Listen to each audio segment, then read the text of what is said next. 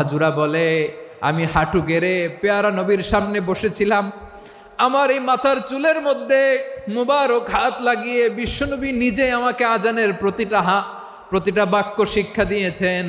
বিশ্বনবীর মোবারক হাত, পবিত্র হাত আমার মাথার চুলের যেই জায়গায় লেগেছে, আমি চাই ওই চুলগুলা নিয়ে আমি আমার কবরের ভিতরে যাব। সাইয়েদনা আবু মাহজুরা রাদিয়াল্লাহু তাআলা আনহু ইন্তেকালের আগের পর্যন্ত মাথার সামনের চুলগুলা কাটে নাই।